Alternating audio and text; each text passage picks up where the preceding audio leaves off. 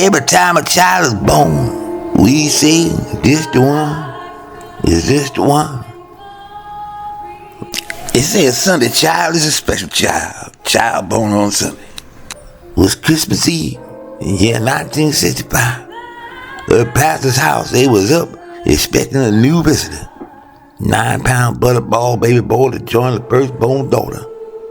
Just like the sign of Capricorn under which that child be born, that child had a little determined stubbornness inside him. He decided not to come out like the doctors had ordered. It would become a continuing problem. But Reverend Miss Webb had to do a lot of praying about that child, even before he was born. They knew it was going to be a baby boy because that's just what the doctor told them. Probably like any father, Reverend Webb wanted firstborn boy child to be named after him. And that became a deal breaker. It upset the peace in the family. Ursel Franklin Webb, son of a fine man, good name for our pastor. He sure did make quite a big name for himself with it. Pastor's wife Joan, most folks just called Cookie, knew how much Pastor had been teased as a child with such an awkward name. Growing up, color she thought was going to be just hard enough for a child to bear. So they had to come to a little agreement and compromise. Had themselves an election. But that's not how that stubborn child got his name. Or he would be Sheldon Douglas Webb. That just didn't come to pass. No sirree. No sirree, no. Maybe that's not the way that the Lord wanted it. I can't say. But now Pastor had a few jobs. Working in the schools, working in the community, working in the National Guard. But Pastor made his living in his life's work on Sunday morning, and straight on into the night. Back in the days when colored folks would have a morning service, 11 o'clock, most segregated out in America, one fella called, followed by an afternoon service, all into the night and evening service. Don't you know that stubborn child not only decided to be born on Sunday, totally missing being the New Year's baby by a full day, but just early enough and not too late to cause his dad to cancel his sermon and make his way to the hospital, sure enough. Must have been all the excitement because Pastor's wife, Cookie's mind had totally gone blank.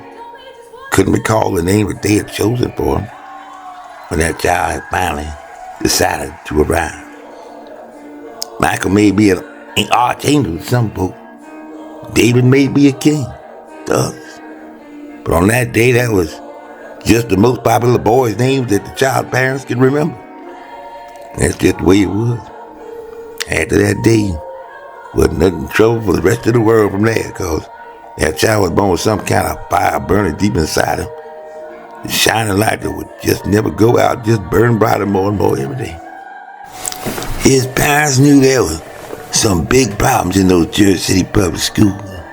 State even came in at some point, take over the entire school system, 30, 40 years. Most colored folks wanted to ensure their children got an education. They loved their kids, they just sent them on down to Catholic church, become Catholic. Attend the far better Catholic schools. Call it politics or whatever for those times. Pastor of a big Baptist church would have a lot of explaining to do if he started sending his little children to Catholic school. Somebody might call a church meeting and start looking for another pastor. And so little Michael and his siblings, brothers and sisters, all attended fine private school. Where all the well-to-do white folks had sent their little children. Just like white folks. From day one, there's just something about that child, Michael. Quickly developed a reputation as the happiest and laughingest kid in the entire school anyone ever met. Both the fastest runner and the smartest kid in the entire school. I guess if you're always beating everybody running races and competing on tests, you ain't got no reason to be nothing but happy. That child was just so happy, sure enough. But his daddy knew something that maybe some folks don't. And maybe he learned it while he was growing up himself. Can't just be smart, or just be smart in your little school, your little town, because the world is a big place. There's always going to be somebody smarter, better than you. If you ever plan to go anywhere in life, you're going to have to make some connections. Make life just a little bit easier on getting through. As long as you have connections. Even better with some ability. As long as there's some place to go, you're always going to have someone just waiting. Open the door for you when you arrive. Tough life even for a salesman to make, living just relying on cold calling. Some places you could have the best personality in the world, best product in the world, but if those doors are determined to make close, you're just going to keep on knocking, but you can't get in. Be like Barbara Streisand on a girl. Greatest star, but nobody knows it, sure enough. Better know somebody on the inside to let you in. Well, Michael just took his little light and let it shine wherever he went. He went off to a fine Jesuit high school, St. Peter's Prep. He went down south and broke all kinds of records at a school called Washington Lee. That old Confederate general was even buried in the chapel. Didn't mind none at all to him. He went on into major finance, banking up in New York, breaking all kinds of records. Did little politics, breaking all kinds of records. And he went off and joined the army and broke some records there too, determined to go to war. But Lord must have not wanted him to be ever somewhere where he might get hurt himself. 20 years military service. Even though others were going here, going there, at least according to what the records say, he never went nowhere in harm's way. One would think if a child had it all easy all his life growing up, not like somebody so far down, even down looks up, if he came upon some hard times, that would be cataclysmic extinction level event. Snuffed out what little fire he may have had. But along came a little virus from China, they say. When everyone else was running clear in the other direction, that crazy child Michael was actually trying to darn it to catch the dreaded virus. But in chambers of the court. He docked a dozen cases for 30 yards to the United States Supreme Court. Was the very first litigation in the nation against the lockdowns, the masks, and even the vaccines. It's like he was already ready for that pandemic when it had arrived. He was just sitting there lying in wait for that virus to show up, to meet him, showing up. He ain't no doctor, no he ain't a scientist. That child Michael determined as the devil himself sometimes, it seems.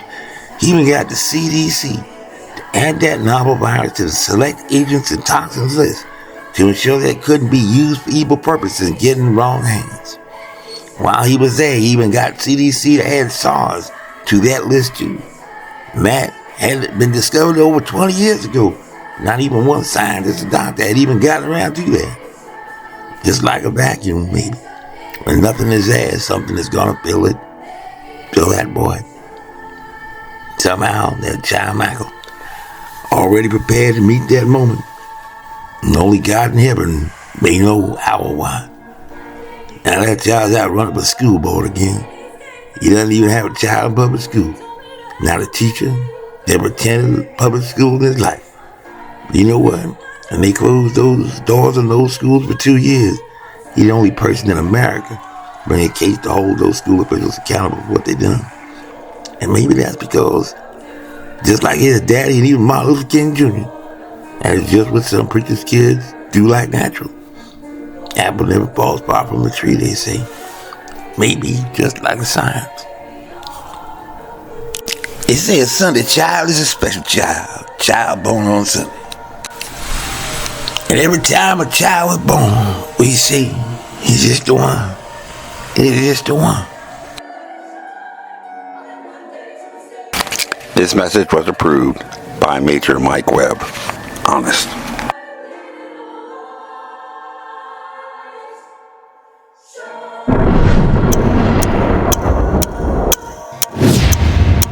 This has been a Filmways presentation, darling. And y'all come back now. Yeah.